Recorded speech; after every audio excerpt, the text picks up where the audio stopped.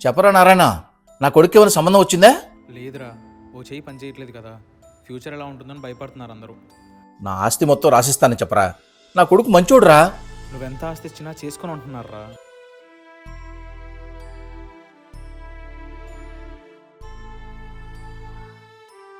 Even daddy, నాకు ఏ సంబంధం దొరకట్లేదా?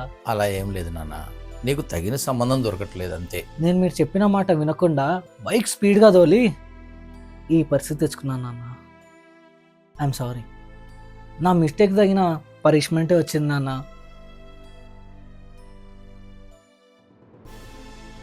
ఎందుకు దేవుడా నా కొడుకు ఇలాంటి పరిస్థితి తీసుకొచ్చావు?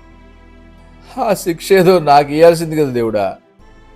చాలామంది పిల్లలు చేసే తప్పులకి తల్లిదండ్రులు బాధపడుతున్నారు. మీరు జాగ్రత్తగా ఉండి మమ్మల్ని ప్రశాంతంగా ఉండనివ్వండి.